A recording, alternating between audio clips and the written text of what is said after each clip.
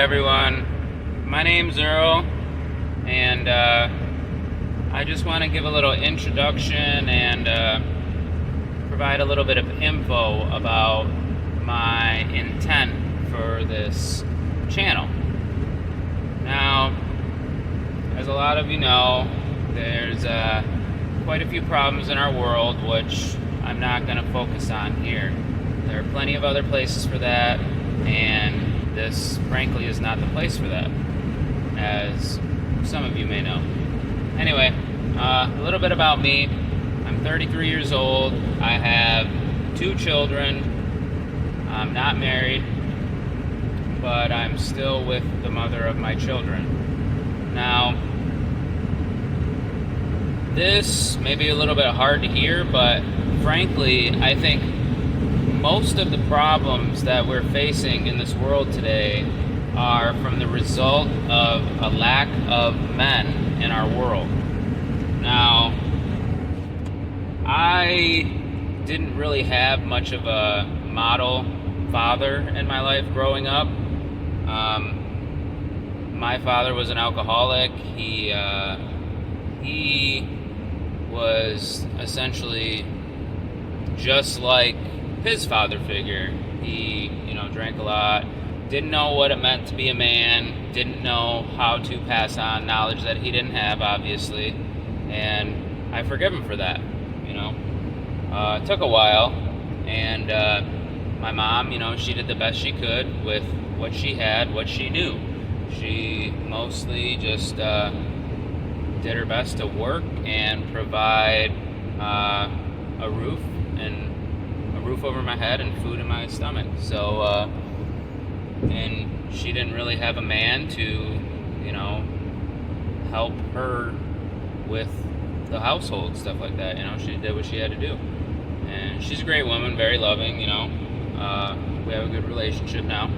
But, and we did before, too. It was just, I always was I rebelled a lot, I moved out when I was young, ended up moving back in, before I was done with high school. I started idolizing the artists of the music that I was into. I listened to a lot of rap growing up, that was in when I was young. I mean, it still is in now. The music has degraded quite a bit from back then, but still, they were promoting drug use, they were promoting promiscuity, treating women like sex objects, basically the same thing they're doing today, except it wasn't as mainstream, I guess. You kind of had to seek it out, and this was also during the time of, Napster, when Napster just came out, so the ability to get any music you wanted for free was, at anybody's fingertips at this point. So, of course, I started listening to a lot of the music that would have been out of my reach had it not been for that. So, you had to go in and get CDs. You had to show ID to get certain CDs, and that was a good thing. Had that process, continued on, I think it could have helped. Anyway, so my intent for this channel is to provide the next generation, particularly men, boys at this point, with knowledge of how to be men and how to face adversity and triumph and use stress, chaos, challenges, and things like that nature to your advantage to grow as a man. And now this wasn't always something that came to me. I'm 33 right now, and I've just begun to learn about these things in the last few months. So the mother of my children, she was very frustrated with me. I wasn't giving her what she needed, and she essentially gave me a move-out date. and it was like, I don't know, 2 months in advance at the time. This was a few months ago. And so really, I mean, there was a point where I did, I thought it would be better, thought it would be easier to just move out, and be single parents. Both of us would split custody or something. I don't know. We didn't really work out the details, but for a time there, I thought, okay, well, this is what I'm doing. I'm gone. I have to do my own thing. And then, I don't know, I met somebody who was very influential with, knowledge, and really recommended the Bible. And, I had been kind of exposed to the Bible a little bit with my interest in law, over the last few years. And if you study law deep enough and hard enough and thoroughly enough, you will be led back to the Bible or the Creator. Now, this isn't necessarily like I'm not going to say that this is like a religious channel, but the fact that the United States, the laws are based on God. So, it's in the Constitution, it's in the Bill of Rights. So anyway, I wasn't ready for it yet at this point. This was a few years ago. And then other things in my life were sort of kind of leading me to the Bible, and I listened to a particular streamer, and he essentially got me to realize that the Bible, whatever your stance on it, whatever your beliefs, the Bible is a book of rules on how to live your life. And seeing that, my children, I got a 3-year-old and a 7-month-old now, seeing that I don't want them to become just another product of a generation raised on devices by media, and I want them to be moral. So I started looking in the Bible, and the first thing I looked at was what the Bible says about how to be a man and a husband and a father. So that, it's been a very, very steep learning or very, difficult learning process. And I'm not claiming perfection here. I'm not claiming to have all the answers, but my intent is to make this information a little bit more well known. So that's really it. Now I want to give a little bit more of a story about myself. So like I said before, I was listening to music that glorified drug use and stuff like that, and I just now, so I'm about 3 weeks in right now, 20 days I believe, completely free of any mind-altering substances. Tobacco's next. So I had been doing hard drugs like before my 13th birthday. I started drinking when I was young, like single digits, not regularly, but same with smoking marijuana. I did that, when I can't remember exactly how old I was, but single digits, age-wise. And then by the time I got my first commercial job working at KFC as a cook, my very first day, I went in high on ecstasy, and that was just, it wasn't common, but it was normal to me because I'd been so conditioned to believe that from the music I was listening to and just the people that I associated with. So fast forward a couple years, I ended up getting a drug charge at school. It was this minuscule amount of marijuana, not even enough to be weighed, but scent was there. Got put on probation. An example was made out of me with the judge.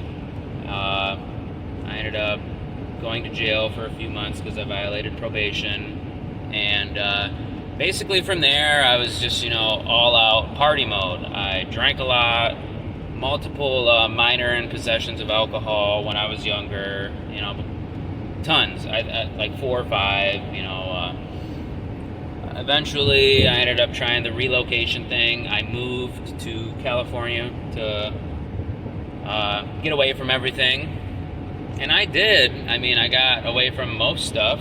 I did drink very often, and I started smoking marijuana again out there. And this was before medicinal marijuana was everywhere. It was only in California, so I had never been introduced to that crazy strong stuff.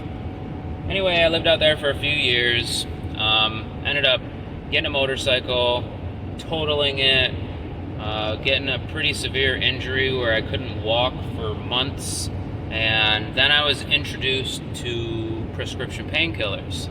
Now, I, of course, abused them, very quickly. Ran out, ended up moving back to Michigan, and this is when I started getting introduced to the really bad stuff, really hardcore stuff.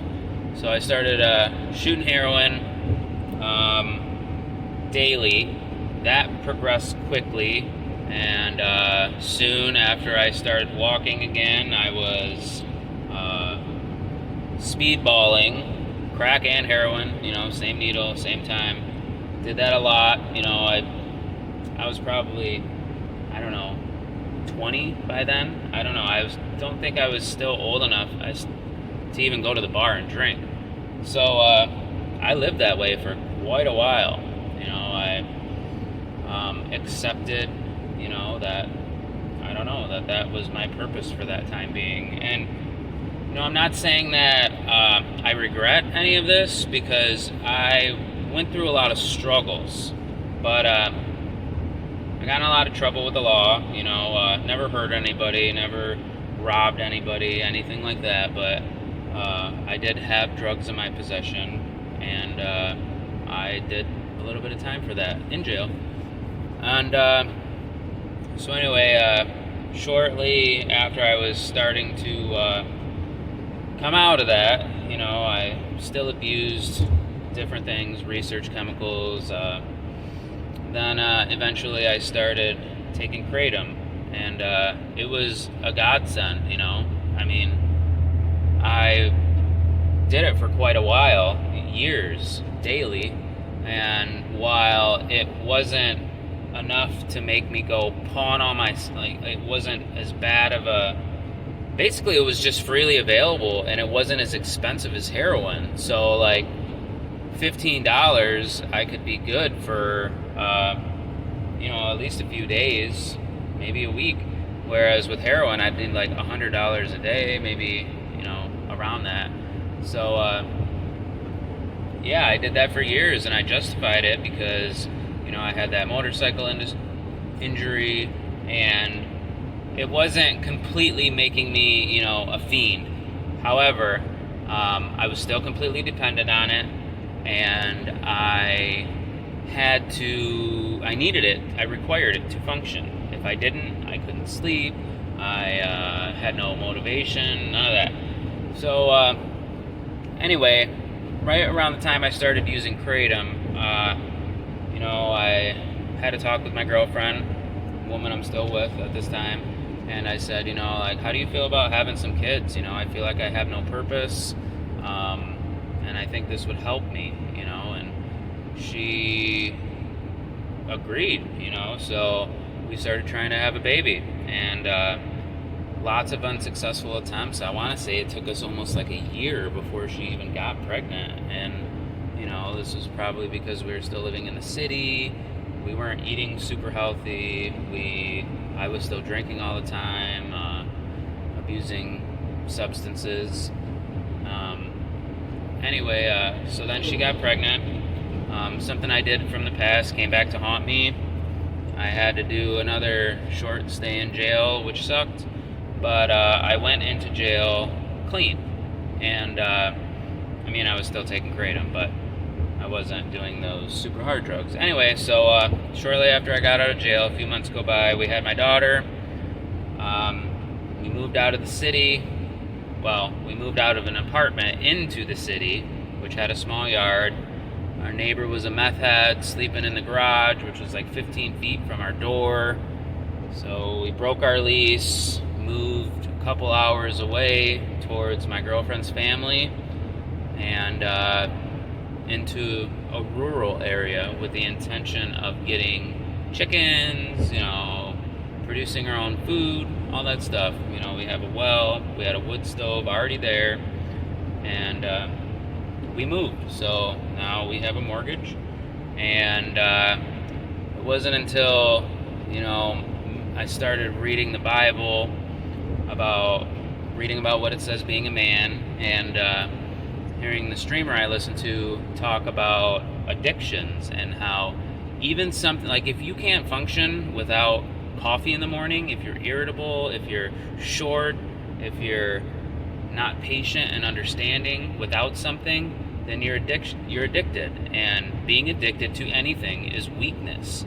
And for men, if you have a family, or if you want a family, being weak in front of people, at the very least, it's not good to be weak behind people's backs either, but being weak by remaining addicted to something is not okay. It's not a good thing. So I took a couple days off work. I stopped kratom cold turkey. I put off stopping tobacco at the same time, just because my girlfriend suggested that I not quit both at the same time because I'd be extra crabby.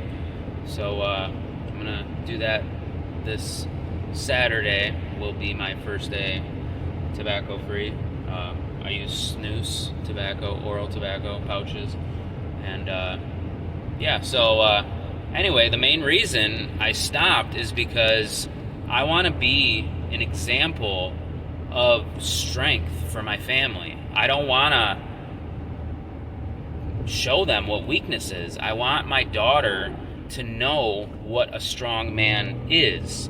I want my son to know how to be that strong man. I want to lead by example, to instill the image, like how I portray myself, how I act, how I carry myself, how I handle conflict, how I keep my cool. I have had a temper. I still do have a temper, but I've been learning slowly. It's been a pretty slow process. My girlfriend will attest to that. I'm not perfect about it, but I've gotten better, and now I'm able to see what my lack of, what my inability of controlling my temper is projecting onto my children. My daughter has these kind of behavioral issues where she loses her temper, she doesn't listen, and I think, it's not anything she's doing wrong. I think it's just that is the kind of thing that we've modeled for her, and it's not okay. And the only way to fix it is to get my shit together, get my temper under control, get my get myself together. It's a very humbling process. It's a constant thing. It's very it's just very enlightening, to understand that you can't change anybody. There's no possible way you can change anybody without first being able to control yourself. The best way to change anybody, is to first of all get them to trust you and feel like you support them and love them, and you control yourself. just don't be a hypocrite. Basically, don't be a hypocrite. Control your shit and be good. You know, treat people good, and that's the basis, man. And so I'm gonna share frequently on this channel. I'm also going to provide just audio on my website, backup, just to have,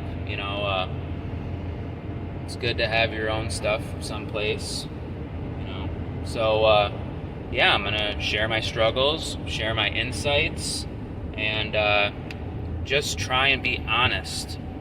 And because that's another really important thing, like honesty. And most people they can't even be honest with themselves, let alone other people, let alone, people that they don't even know.